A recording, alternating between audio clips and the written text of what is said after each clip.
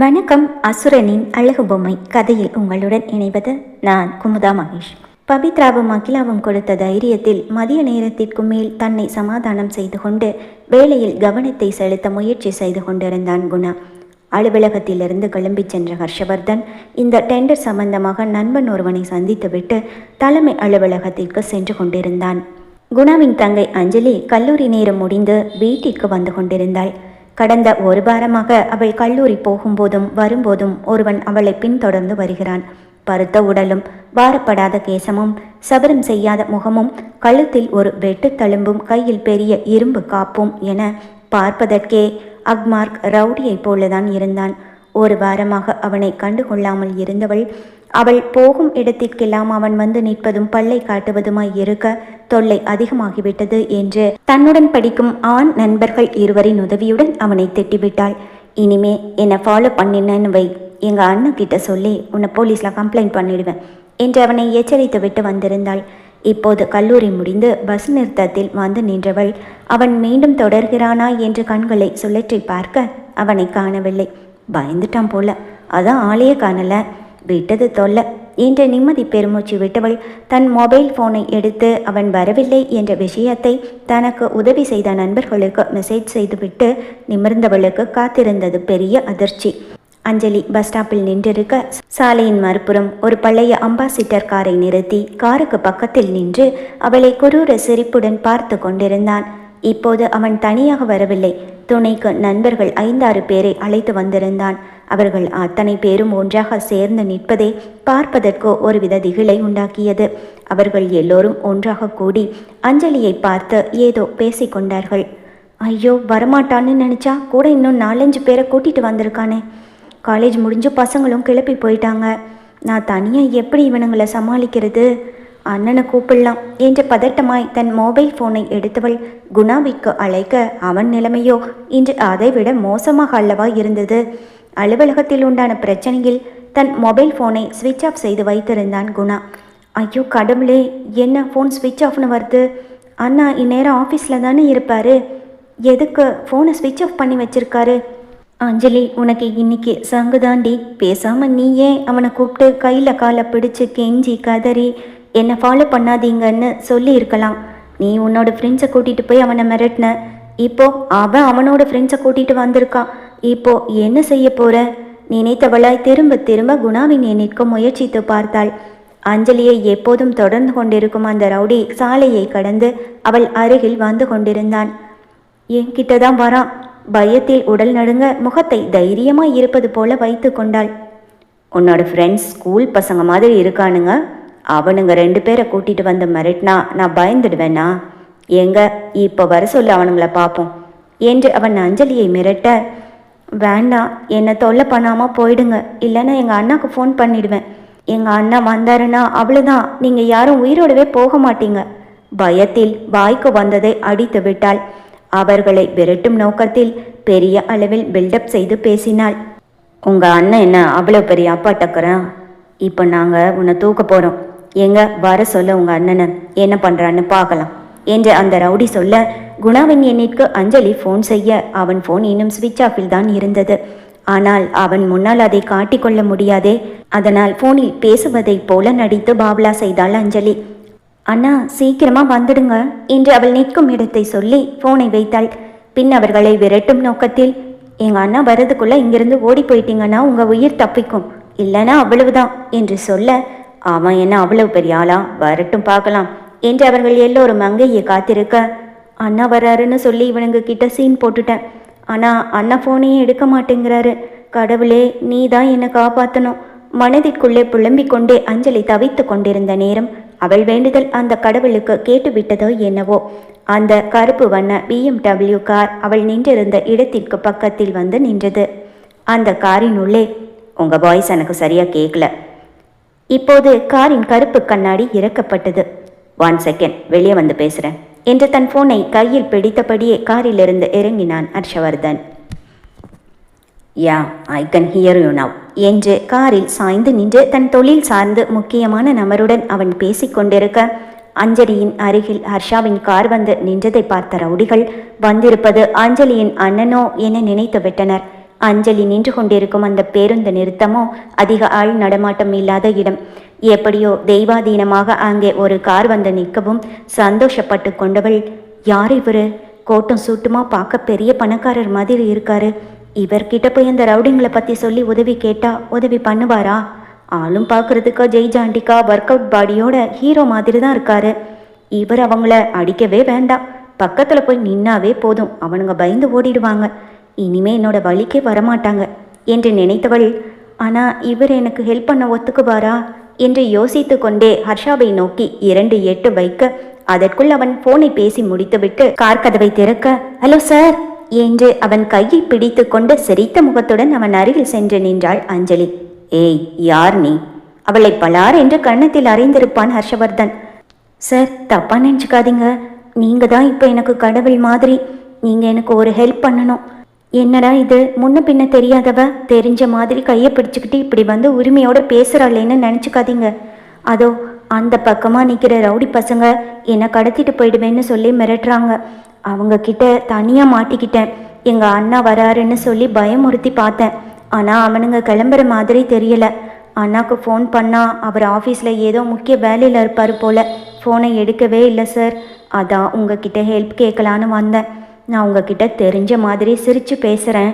அவனுங்க உங்களை என்னோட அண்ணான்னு நினச்சி ஓடி போயிடுவாங்க என்று ஹர்ஷவர்தனிடம் மெல்லிய குரலில் பேசினாள் அஞ்சலி. அஞ்சலி பேசுவதை பொறுமையாக நின்று கேட்டுக்கொண்டிருந்த ஹர்ஷவர்தனின் கண்களோ சாலைக்கு அந்த பக்கமாய் நின்று கொண்டிருந்த ரவுடிகளின் மேல்தான் பதிந்திருந்தது. பேசி முடித்தவள், சார் தப்பா நினச்சிக்காதீங்க என்று சொல்லிவிட்டு, டேய் பார்த்தீங்களா, எங்கள் அண்ணன் வந்துட்டாரு. நான் சொன்னல, இப்போ வாங்கடா பார்க்கலாம்.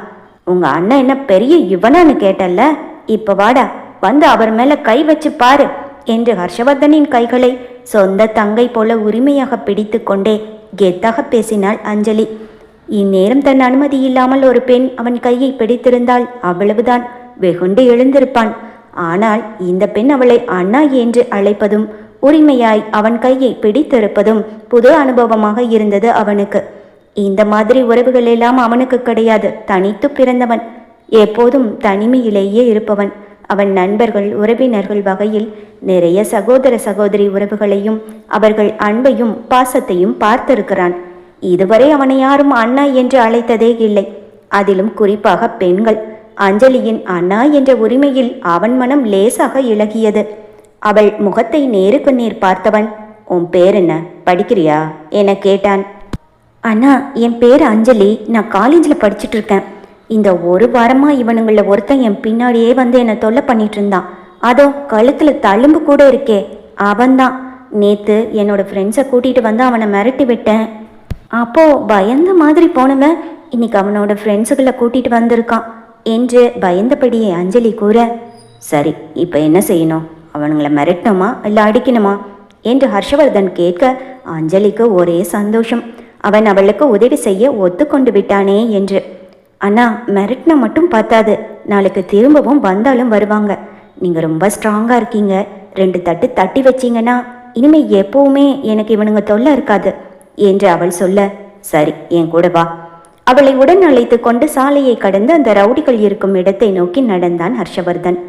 6 அடி உயரத்தில் ஒருவனை அஞ்சலி அழைத்து கொண்டு வரவும் அவன்தான் அவளுடைய அண்ணன் என்று அந்த ரவுடிகள் நினைத்து விட்டார்கள்.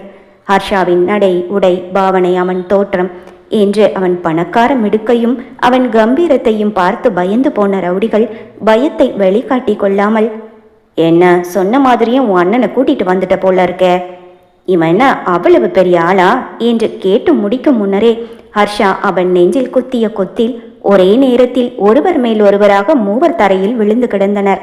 உடன் இருந்த மற்றவர்களையும் ஹர்ஷா புரட்டி போட, அம்மாடியோ என்று தன் 2 கைகளையும் கன்னத்தில் வைத்து ஹர்ஷவர்தன் சண்டை செய்யும் அழகை சினிமா காட்சி போல ரசித்து பார்த்தாள் அஞ்சலி. எங்க அண்ணன் வந்திருந்தா கூட இவனுங்களை இவ்வளோ அடிச்சிருக்க மாட்டாரு என்று ஹர்ஷவர்தனை ஆச்சரியமாக பார்த்தவள், அண்ணா அவன்தான், இன்னும் அடிங்க, அவன் கையை உடைங்க, அப்படிதான் என்று லைவ் கமெண்டரி வேறு கொடுத்து கொண்டிருந்தாள் அஞ்சலி. எல்லோரையும் அடித்து துவைத்து எடுத்தவன் கடைசியில் போலீஸிற்கு கால் செய்து அவர்களை ஜீப்பில் ஏற்றி பத்திரமாக காவல் நிலையத்திற்கு அனுப்பி வைத்தான். இனிமே நீ பயப்பட வேண்டாம், அவனுங்க நீ இருக்கிற பக்கமே வரமாட்டானுங்க என்று ஹர்ஷவர்தன் சொல்ல, அண்ணா செம்மையாக ஃபைட் பண்ணுறீங்க, ரொம்ப தேங்க்ஸ் அண்ணா. அடிச்சிங்க பாருங்க அடி, ஒரு ஒரு அடியும் இடி மாதிரி விழுந்துச்சு. எங்க உங்கள் கையை காட்டுங்க என்று அஞ்சலி அதிசயத்து போய் கேட்க, சிரித்து கொண்டே நரம்பு பிடித்த முறுக்கேறிய தன் கைகளை அவளிடம் தூக்கி காட்டினான் ஹர்ஷா. சூப்பர் அண்ணா, டெய்லியும் சிக்கன் சாப்பிடுவீங்களா, முட்டை சாப்பிடுவீங்களா, இல்லை புரோட்டீன் பவுடர் குடிப்பீங்களா, ஜிம் போறீங்களா, என்ன டயட் ஃபாலோ பண்ணுறீங்க? அவன் உடல் சக்தியின் ரகசியத்தை தெரிந்து கொள்ளும் ஆர்வத்தில் கேள்வி மேல் கேள்வி கேட்டாள் அஞ்சலி. அவள் கேட்ட எல்லா கேள்விக்கும் மெல்லிய புன்னகை ஒன்றை மட்டுமே பதிலாய் கொடுத்தான் ஹர்ஷவர்தன். நானும் என் அண்ணா கிட்ட ஜிம் போங்கன்னு சொல்கிறேன், ஆனால் அவர் போகவே மாட்டேங்கிறாரு. எவ்வளவு ஸ்ட்ராங்காக இருக்கு உங்கள் கை என்று அவன் கையை தொட்டு கண்ணில் ஒத்தி கொண்டாள் அஞ்சலி. அண்ணா ஒரு சின்ன ரெக்வெஸ்ட் என்று அவள் கெஞ்சலாய் கேட்க, சொல்லு, என்ன ரெக்வெஸ்ட்? இன்னும் வேற யாராவது உங்ககிட்ட வம்பு பண்ணுறாங்களா? அவங்களே அடிக்கணுமா? தன் இரும்பு கையை முறுக்கி கொண்டே கேட்டான் ஹர்ஷவர்தன். அதெல்லாம் இல்லைண்ணா, அது என்று தயங்கியவள், நான் உங்களை என்னோட அண்ணாவா தத்து எடுத்துக்கவா என கேட்க, அவள் கேட்டதில் அதிசயத்து போய் தன் கண்களை அகல விரித்த ஹர்ஷவர்தனோ சத்தமாய் சிரித்து விட்டான். அவன் இதுபோல் மனம் விட்டு சிரித்து பல நாட்களாகிவிட்டது. அதுவும் நடு ரோடில் இப்படி நின்று சிரிப்பதெல்லாம் அவன் ஜாதகத்திலேயே கிடையாது. என்ன என்று ஹர்ஷா புரியாமல் கேட்க, உங்களை என்னோட அண்ணாவா தத்து எடுத்துக்கவா மீண்டும் கேட்டாள் அஞ்சலி. உன்னோட அண்ணாவா தத்து எடுக்க போறியா? இன்ட்ரெஸ்டிங் என்றான் புருவங்களை உயர்த்தி. ஆமாம், உங்களுக்கு ஓகே தானே என்றவள், அண்ணா உங்களுக்கு அக்கா தங்கைன்னு யாராவது இருக்காங்களா என்று கேட்டாள். ஹர்ஷா வார்த்தையில் பதில் எதுவும் சொல்லாமல் உதட்டை பிதுக்கி இல்லை என்று உச்சு கொட்டி தலையை இடமும் வலமும் அசைக்க, அப்போ ரொம்ப நல்லதா போச்சு, நானே உங்களை என்னோட அண்ணாவா தத்து எடுத்துக்கிறேன் என்று அவள் சீரியஸாக சொல்ல, உனக்கு தான் ஒரு அண்ணா இருக்கான்னு சொன்னியே, அப்புறம் எதுக்கு நான் என்று ஹர்ஷவர்தன் கேட்க, ஆமாம் ஒரு அண்ணா இருக்காரு தான், ஆனால் அவர் உங்களவுக்கு ஸ்ட்ராங் இல்லையே என்று குழந்தை போல சொன்னவள், உங்களுக்கு எவ்வளவு வயசு என்று சர்வசாதாரணமாக ஹர்ஷவர்தனின் வயதை கேட்க, வயசா என்று தன் புருவத்தை உயர்த்தி அவளை முறைத்து பார்த்தான் ஹர்ஷவர்தன். ஐயோ அண்ணா, தப்பா நினச்சிக்காதீங்க, எங்கள் அண்ணாக்கு வயசு 26, நீங்கள் அவரை விட பெரியவர்னா நீங்கள் எனக்கு பெரிய அண்ணா, அவரை விட சின்னவர்னா நீங்கள் சின்ன அண்ணா, அதுக்கு தான் கேட்டேன் என்றவள் பாவமாய் முகத்தை வைத்து கொண்டு விளக்கம் கொடுக்க, மீண்டும் சிரித்து கொண்டவனோ, நான் உனக்கு பெரிய அண்ணன் தான், அப்படியே வச்சுக்கோ என்று சொல்ல, ரொம்ப தேங்க்ஸ் அண்ணா என்று மூச்சுக்கு 300 தடவை அண்ணா அண்ணா என்று சொல்லி அசுரனை பாசத்தில் கரைத்து கொண்டிருந்தாள் அஞ்சலி. அதற்குள் அவள் போக வேண்டிய பேருந்து வந்துவிட, அண்ணா பஸ் வந்துடுச்சு, நான் கிளம்புறேன், ரொம்ப தேங்க்ஸ் அண்ணா என்று சொல்லிக்கொண்டே அவள் நகர, இந்தா இது என்னோட ஃபோன் நம்பர், திரும்பவும் இவனுங்க யாராவது உன்கிட்ட பிரச்சனை பண்ணா இந்த நம்பருக்கு கால் பண்ணு என்று சொல்லி அவனுடைய தொலைபேசி எண்ணை அவளுக்கு கொடுத்தான். அண்ணா ரொம்ப ரொம்ப தேங்க்ஸ், நான் போயிட்டு வரேன் என்று சொல்லிவிட்டு, அண்ணா இது என்னோட நம்பர், சேவ் பண்ணிக்கோங்க என்று அவள் தன் ஃபோனில் இருந்து ரிங் கொடுக்க, அஞ்சலி என்று சேவ் செய்தவன் பிறகு என்ன நினைத்தானோ தெரியவில்லை. சிஸ்டர் என்று ஒரு வார்த்தையை சேர்த்து கொண்டான். பஸ்ஸில் ஏறி அமர்ந்த அஞ்சலி ஹர்ஷாவிற்கு கையசைக்க அவனும் கையசைத்தான். ஐயையோ, அந்த அண்ணன் பேர் என்னன்னு கேட்காம விட்டுட்டேனே என்று யோசித்தவள் அவசரமாய் திரும்பி பார்க்க, அதற்குள் பஸ் சிறிது தூரம் நகர்ந்திருந்தது. ஹர்ஷாவும் காரை எடுத்து கொண்டு கிளம்பியிருந்தான். அஞ்சலி, இவ்வளவு பேசினியே, அவர் பேரை கேட்டியா என்று அவளுக்கு அவளை திட்டிக்கொண்டு, இப்போ என்ன பேர் போட்டு அண்ணா நம்பரை சேவ் பண்றது, அண்ணான்னு போடலாமா என்று யோசித்தவள், மொட்டையா அண்ணான் எப்படி போடுறது, பெரிய அண்ணா, பிக் பிரதர், இது சரியா இருக்கும் என்று ஹர்ஷவர்தனின் பெயரை தன் மொபைலில் பிக் பிரதர் என்று அந்த பேரிலேயே சேவ் செய்து வைத்து கொண்டாள் அஞ்சலி. இன்று அலுவலகத்தில் உண்டான பிரச்சனையில் மனச்சோர்வுடன் உடற்சோர்வும் சேர்ந்து கொள்ள களைத்து போய் வீடு வந்து சேர்ந்தாள் பவித்ரா. அவள் தினமும் மாலை வீடு வரும்போது மீதி பணத்தை கொண்டு வருவாள் என்று எதிர்பார்த்து காத்திருந்தாள் கமலா. மாப்பிள்ளை வீட்டில் பணம், சீர், பைக் என்று அவர்கள் கெடுபடி அதிகமாகிக் கொண்டே இருந்தது. அதே நேரம் கல்யாண செலவு, திருமணத்திற்கு மண்டப புக் செய்வதில் இருந்து மற்ற செலவுகளுக்கும் பணம் தேவைப்பட்டது. என்ன பவி, உங்க முதலாளிகிட்ட பேசி இன்னைக்காவது பணத்தை வாங்கிட்டு வந்தியா இல்லையா என்று கமலா கேட்க, அம்மா நானே ரொம்ப டயர்டா இருக்கேன், ப்ளீஸ் இன்னைக்கு என்ன தொல்லை பண்ணாத என்றவள் யோசனையோடு அறைக்கு சென்று படுத்து விட்டாள். பவி பவி, கதவை தரடி, நீ பண்றது என்னவோ எனக்கு சரியா படல, இந்த பணம் மட்டும் கிடைக்கலன்னு வை, ரஞ்சினி கல்யாணம் நடக்கவே நடக்காது. அவளுக்கு கல்யாணம் நடக்கலைன்னு வை, அப்புறம் நான் உயிரோடவே இருக்க மாட்டேன். கேக்குதா? வெளியில் நின்று பயமுறுத்துவதை போல சொல்லிவிட்டு கமலா சென்றுவிட அன்று இரவு உணவுக்கு கூட எழுந்து வரவில்லை பவித்ரா. பவித்ரா பணம் வாங்கி வரவில்லை என்ற கோபத்தில் கமலா மகளை சாப்பிட அழைக்கவே இல்லை. இந்த பிரச்சனையை எப்படி சமாளிப்பது என்று யோசித்த பவித்ரா மாப்பிள்ளை வீட்டாரிடம் பேசி கோயிலில் வைத்து எவ்வளவு எளிமையாக முடியுமோ அவ்வளவு எளிமையாக எப்படியாவது இந்த கல்யாணத்தை நடத்த சொல்ல வேண்டும். திருமணம் முடிந்தவுடன் அவர்கள் கேட்டதை ஒவ்வொன்றாக தருவதாக வாக்கு கொடுக்க வேண்டும் என்று நினைத்து கொண்டு அடுத்த நாள் அலுவலகம் முடிந்ததும் கமலாவிடம் கூட சொல்லாமல் நேராக மாப்பிள்ளை வீட்டிற்கு சென்றாள். எப்படியாவது முத்துவேலின் பெற்றோர்களிடம் பேசி இந்த திருமணத்தை நடத்திவிட வேண்டும் என நினைத்தாள் பவித்ரா. என்னம்மா பவித்ரா, நீ மட்டுமா வந்த, அம்மா வரலையா என்று மலர்ந்த முகமாய் அவளை வரவேற்றாள் முத்துவேலின் அன்னை. அவளிடம் எப்படி பேச்சை ஆரம்பிப்பது என்று புரியாமல் விழித்த பவித்ரா, ஆண்டி அது என்னன்னா, நான் இங்கே வந்தது அம்மாவுக்கு கூட தெரியாது. நான் உங்ககிட்ட ஒரு முக்கியமான விஷயம் பேசணும் என்றாள். அம்மாவிற்கு தெரியாமல் இவள் என்ன முக்கியமான விஷயம் பேச போகிறாள் என்ற யோசனையோடு முத்துவேலின் பெற்றோர் பவித்ராவை ஏறிட்டு பார்க்க, ஆண்டி அது என்னன்னா, கல்யாணத்துக்காக ஒரு இடத்துல பணத்துக்கு சொல்லி வச்சுருந்தேன். அது கிடைக்கிறதுக்கு கொஞ்சம் லேட் ஆகும் போல தெரியுது. அதனால் கல்யாணத்தை சிம்பிளாக ஏதாவது கோயிலில் வச்சு முடிச்சுக்கலாம். நீங்கள் கேட்டது எல்லாத்தையும் நாங்கள் கல்யாணத்துக்கு அப்புறமா செய்கிறோம். எப்படியோ விஷயத்தை மென்று விழுங்கி சொல்லி முடித்து விட்டாள் பவித்ரா. அதை கேட்டவுடன் முத்துவேலின் அம்மா முகமே மாறிவிட்டது. என்னம்மா நீ திடுதிப்புன்னு வந்து இப்படி ஒரு குண்டை தூக்கி போடுற? நாங்கள் கேட்டபோது எல்லாமே செய்கிறோன்னு சொல்லிட்டு இப்போ மாற்றி பேசுகிற. நேற்று நான் உங்கள் அம்மா கிட்ட பேசின போது கூட நீங்கள் நினச்சதுக்கு மேலேயே நாங்கள் எல்லாமே செய்வோம்னு சொன்னாங்களே. நீ என்னடானா இப்படி சொல்கிற? எங்கள் பெரிய பையனோட வாழ்க்கை நாங்கள் நினச்ச மாதிரி அமையாமல் போச்சு. இவனுக்காவது சந்தோஷமான வாழ்க்கையை அமைச்சு கொடுக்கணும்னு நினைக்கிறோம். கல்யாணத்தை சிம்பிளாலாம் பண்ண முடியாது. எங்கள் சொந்த பந்தங்களை அழைச்சி பெரிய மண்டபத்தில் வச்சு கிராண்டாக தான் பண்ணணும். நான் ஏற்கனவே உங்கள் அம்மா கிட்ட சொல்லியிருந்தேன். அவங்களும் கல்யாண செலவு மொத்தமும் எங்களுது, நீங்கள் எதுவும் கவலைப்படாதீங்கன்னு என்கிட்ட சொன்னாங்க. அதனால தானே நான் உங்கள் அக்காவுக்கு இருக்கிற குறையும் பெருசுப்படுத்தாமல் கல்யாணத்துக்கு சம்மதம் சொன்னோம். அவர் டென்ஷனாகிவிட பவித்ரா எவ்வளவோ கெஞ்சி பார்த்தாள். ஒன்றும் முடியவில்லை. சரியான பணப்பிசாசுகளாக இருந்தார்கள். அவர்களை சமாதானம் செய்ய முயன்று அவள் களைத்து போனதுதான் மிச்சம். இங்கே பாருமா, இப்போவும் ஒன்றும் கெட்டு போயிடல. உங்களால் முடியாதுன்னா சொல்லிடுங்க. எத்தனையோ கல்யாணங்கள் கல்யாண மேடை வரைக்கும் நடக்காமல் நின்று போயிருக்கு. உங்களால் சொன்ன வாக்கை காப்பாற்ற முடியலன்னா நிச்சயதார்த்தம் நடந்திருந்தாலும் பரவாயில்ல, இந்த கல்யாணத்தை நிறுத்திடலாம். நாங்கள் எங்கள் பையனுக்கு வேறு பொண்ணை பார்த்துக்குறோம். ஏதோ குறை உள்ள பொண்ணுக்கு வாழ்க்கை கொடுக்கலாமேன்னு நினச்சதுக்கு எங்களையே ஏமாத்துறீங்களா என்றவர் அத்தோடு விடாமல் கமலா வீட்டுக்கு ஃபோன் செய்து விட்டார். என்னம்மா நீங்கள் இன்னைக்கு ஒன்று நாளைக்கு ஒன்றுன்னு பேச்சை மாற்றி பேசுகிறீங்க? என்கிட்ட நல்ல மாதிரியாக பேசிட்டு இப்போ உங்கள் சின்ன பொண்ணை அனுப்பி கல்யாணத்துக்கு காசு பணம் இல்லைன்னு சொல்ல வச்சுருக்கீங்க. என்ன நாடகம் நடிச்சிட்டு இருக்கீங்களா என்று கேட்டுவிட பவித்ராவிக்கோ ஏண்டா வந்தோம் என்றாகிவிட்டது. எதுவுமே பேசாமல் அங்கிருந்து கிளம்பிவிட்டாள். பவித்ரா வீட்டிற்கு வர அவள் முன் பத்ரகாளியாக மாறி நின்றிருந்தாள் கமலா. ஏய், நீ என்னடி உன் மனசில் நினச்சிட்டு இருக்க? இந்த கல்யாணம் நடக்கக்கூடாதுன்னு நினைக்கிறியா? உங்கள் அக்கா சந்தோஷமா இருக்கக்கூடாதுன்னு நினைக்கிறியா? எதுக்குடி என்கிட்ட ஒரு வார்த்தை கூட சொல்லாமல் சம்மந்தி வீட்டுக்கு போனேன்? கல்யாண வீட்டை கருமாதி வீடை மாத்திடுவ போல இருக்கே. என்ன பொண்ணு நீ? இந்த பக்கம் அக்காவுக்கு கல்யாணம் நடத்துறேன், அப்பா இடத்துல இருந்து எல்லாமே பண்றேன்னு சொல்லிட்டு அங்க போய் சம்மந்தி வீட்டுல கல்யாணம் நடக்காத மாதிரி பேசிட்டு வந்திருக்க. உன் சம்பாத்தியத்துல நாங்க வாழ்றோம், அதனால தானே என்கிட்ட கூட ஒரு வார்த்தை கேட்காம நீ உன் இஷ்டத்துக்கு ஆடுற.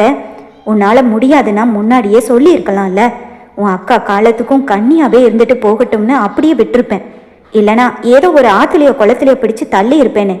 இப்படி கல்யாண ஆசை காட்டி நிச்சயதார்த்த வரைக்கும் அவ மனசுல ஆசையை வளர்த்துட்டு இந்த கல்யாணம் நடக்காத மாதிரி பண்ணிட்டியேடி. முத்துவேலின் அம்மா ஃபோன் செய்து இந்த கல்யாணம் நடக்காது என்று கூறிவிட கமலா தன் மொத்த ஆத்திரத்தையும் பவித்ராவின் மேல் கொட்டினாள். அம்மாவிடம் சொல்லாமல் மாப்பிள்ளை வீட்டிற்கு சென்றதுதான் பவித்ரா செய்த தவறு. எடுத்து சொன்னால் புரிந்து கொள்வார்கள் என்று நினைத்து விட்டாள் பேதை பெண். ஆனால் அவர்கள் மனிதர்களே இல்லை என்பது அங்கு சென்ற பிறகுதான் அவளுக்கு புரிந்தது. அம்மா, நான் சொல்றதை கேளுமா. அவங்க மனுஷங்களுக்கு மதிப்பு கொடுக்குற மாதிரி தெரியல. பணம்னு பணத்துக்கு தான் முக்கியத்துவம் கொடுக்குறாங்க. அப்படிப்பட்டவங்க வீட்டுக்கு நம்ம அக்காவை கட்டி கொடுத்தா அவ சந்தோஷமா இருக்க மாட்டான். இந்த கல்யாணம் நின்னாலும் பரவாயில்ல, நம்ம வேற நல்ல இடம் பார்த்துக்கலாமா? செய்வதறியாது கண்களில் கண்ணீரோடு கமலாவை சமாதானப்படுத்த முயற்சி செய்து கொண்டிருந்தாள் பவித்ரா. என்னடி பேசுற? கல்யாணத்தை நிறுத்துறதா? உனக்கு பைத்தியம் ஏதாவது பிடிச்சிருக்கா என்ன? உனக்கு உன் அக்கா மேல பொறாம. அவ நல்ல இடத்துல வாழ்க்கப்பட போறாளேன்னு பொறாம வந்துருச்சு. அதனாலதான் இப்படியெல்லாம் பேசுற. கமலா ஆத்திரத்தில் ஒரு மகளுக்கு பரிந்து பேசி இன்னொரு மகளின் மனதை வார்த்தைகளால் குத்தி கிழித்து காயப்படுத்தினாள். அதற்குள் முத்துவேல் மூலமாக விஷயம் ரஞ்சனிக்கும் தெரிய வந்தது. ரஞ்சனி, என்னை மறந்துடு. இந்த நிச்சயதார்த்தத்தை மறந்துடு. நம்ம கல்யாணம் நடக்காது சொல்லிவிட்டு போனை வைத்து விட்டான் முத்துவேல். திடீரென்று முத்துவேல் அப்படி சொல்லவும் என்ன நடந்தது என்று ஒன்றும் புரியாமல் அழுகையோடு வெளியில் ஓடி வந்த ரஞ்சனி அம்மாவும் தங்கையும் பேசிக்கொண்டிருப்பதை முழுவதுமாக கேட்டுவிட்டாள்.